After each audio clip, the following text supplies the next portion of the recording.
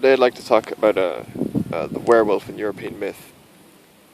Now, before I make this video, I'd just like to add a short disclaimer. I'd like to apologise for the unsightly background. This is the most peaceful place I could find on this hill. Now, there's a lot to digest with a werewolf in European myth. It's a very old, very common symbol, and it's one which has worked its way into the psyche of the people quite fervently over time. But the main point of the werewolf in European myth is that it symbolises the warrior who acts outside of the society, not for the benefit of the society, but rather driven by that human desire for conquest and adventure. So it's young men who it affects. And this is opposed to, say, rages take place for the good of the society.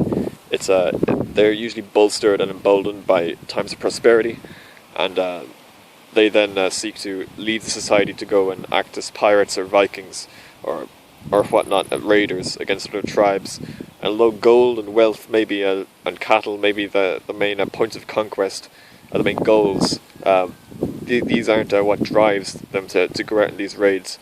It's rather a wolfish sort of instinct.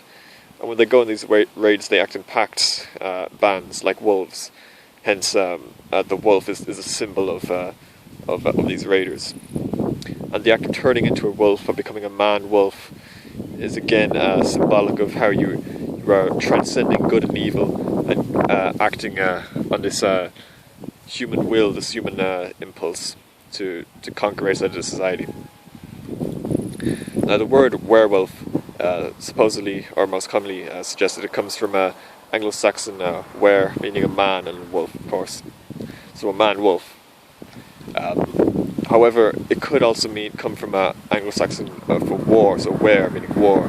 Think of the Wehrmacht, it's the same thing, so it could indeed mean a war wolf. Just keep that in mind. In Irish there are two different words for werewolf. One is conricht and the other is freilu. And so a conricht is more sort of a regal or royal thing. And it's associated with poets. So the bard and the filly were the two main groups of poets in our society. The filly had more in common with the druids. Their poetry was a form of magic, so their poems were prayers and their poems were incantations. Whereas the bard was a royal poet, or perhaps there was lower types of bards who were just wanderers, I guess. But their point of the bard was that they would either slander or embellish, or their poems were about human beings to keep on the memory, or else to bring someone's memory down, or and usually in this case they're the poets of the king, right? So think of like a jester or whatnot. Now, when a bard was telling a poem about a poem that transcended good and evil, that went beyond the morality of the time, and instead was built upon impulses which reached beyond that, reached further than that, he would often transform into a wolf in order to deliver this poem, symbolic of how he was entering the realm outside of society in order to write this poem and deliver it to the king. A fwelu was just a more common word describing a werewolf, and it comes from fwael, meaning which means wild, but fwaelán is a wolf. And the most famous group of werewolves in Ireland were the Laighnach Fwelu. Now, these are actually quite similar to the Ulfhedra in the Nordic tradition, in terms of like historical, what could be considered fact, right? Or what they actually were. That is, they were like the berserkers, except they would put on wolf skins instead of bear skins, and so they'd become wolfish in battle. And again, the Ulfhedra are really a regal or royal thing as well. But these Laighnach Fwelu were descended from the ancestral king of the Osorians, or the Osirians kingdom in medieval Ireland, just south of the middle of Ireland, around Offaly, Laois, Kilkenny, around that area. Now, Laighnach is an Old Irish word meaning a warrior. So in modern Irish you say Lainach, and that means the same thing as a Leinsterman, someone from Leinster, the Lagan or the lion. But in this sense, it's referring to this guy Leibniz, who was just the warrior. He was, but he was a king. His name was Warrior. That's just his name. His name was Leibniz. And he would turn into a wolf on many occasions, and so he got the nickname Leibniz Fuelu. And so his descendants, the Leibniz Fuelu, would be able to turn into wolves, and this is supposedly due to a curse or whatnot in Christian times, that the kings of Austria were said to be cursed and could turn into wolves. But again, it's symbolic of how they would go on these raids, act outside of society. They would turn into wolves. And there are many folk traditions in Ireland about the werewolf, always referred to as Froilu. And this is strongest in medieval times. So Geraldus Cambriensis, who was a monk from Wales, Gerald of Wales, travelled through Meath in medieval times, from Louth down to the Boyne Valley. And here he documented again werewolves on his travels, people who were turned into wolves. Again, it's all symbolic. There's no doubt, even if they could turn into wolves, this is mostly a symbolic thing. Otherwise, it wouldn't have been so exoteric. Most famous stories from werewolves really back up this theory. If you look at, say, the saga of the Volsungs, when Sigmund and Sinfjotli go on their adventures together, they put on wolf skins, then they go outside of society and they raid and they travel and they conquer in that sense. Or in a Slavic tradition as well, Volk Sviatoslavich was a Russian hero from tradition as well, and the term Volk is just an older form of Volk, which means wolf in Russian and Slavic languages.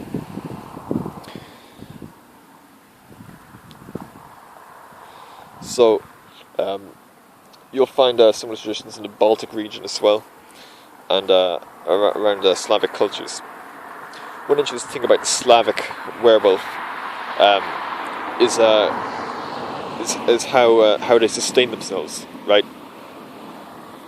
So, in order for a werewolf to sustain himself over long periods of time, he had to consume sacred soils. Now, the idea of a sacred soil is obviously it's very obvious what it symbolizes. So, in order for the werewolf to remain as a werewolf for longer periods of time, has to sustain themselves on soils which have been blessed by the druids or by the witches, or warlocks as they're called in Slavic tradition. But again, these were just like how Christians are the druids. And this is symbolic of how it's impossible to maintain yourself outside of that society for so long that you can just go indefinitely without returning to the society for nourishment, for spiritual nourishment. Because ultimately it's harmful if you were to stay outside so long. I can't see myself. It's too sunny. Right? You'll find stories from folk traditions in Ireland as well about how women in particular would nourish the werewolves. So they would adopt them and keep them sort of as pets, and they'd feed them themselves, because a man would not be able to do so. It's always the women who would be the ones who would give the nourishment, because the werewolves again are men, and the werewolves are when they return to the society, it's always an old woman or something like that who is able to understand them and able to give them spiritual nourishment, societal nourishment, in order for them to sustain themselves as warriors outside of society. Funnily enough, in stories about werewolves, which are tied in with mythology and which aren't just horror stories from later Christian periods, you get a lot of them in France and whatnot about terrible beasts terrorizing people. All those horror stories, they come from just the fear which comes from a misunderstanding of those instincts within us, which drive us to do morally terrible things, often at the expense of our own families and societies, in order to satisfy this natural urge for conquest within us. And that misunderstanding, or lack of thereof, lack of understanding is what drives that fear, the primal fear regarding werewolves. And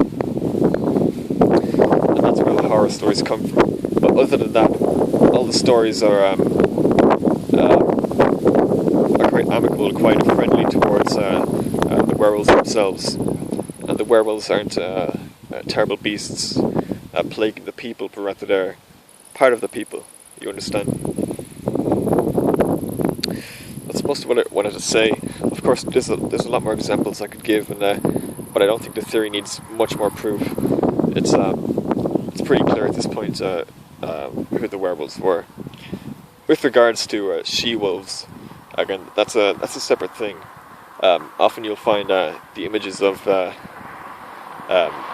she-wolves nourishing the society itself. So you'll find many examples of people who are raised by wolves. That idea. Many examples from Ireland. The most famous example is obviously of Romulus and Remus, but you'll find this tradition all over the place. And the idea of the she-wolf nourishing the people, or nourishing young boys, is because the maternal source for the warrior instincts in boys when they're older has to nourish them in order to rear them, to grow, make them grow up, in order to become like the werewolves who themselves go outside of society to conquer. It's again, it's symbolic. It's how even a mother who's completely placid and not fierce, again, even she will have an intuitive, more intuitive than men have, intuitive understanding of the needs of those boys to be boys, you know. That's where the symbol of the she-wolf nourishing them comes from. And vice versa, you'll often find stories where often those who are sort of helpless or weak or who are not yet able to act as werewolves themselves end up nourishing the she-wolf. You understand, like the she-wolf eats them. And again, this is not so much to do with human sacrifice, it's more to do with again, just a symbol of how we all have our place in this world. And in order to swim, you must get wet and be prepared to swallow and maybe drown. Well, that's all I have to say, really. It's again something worth looking into and making more videos about. But I'll just stop now.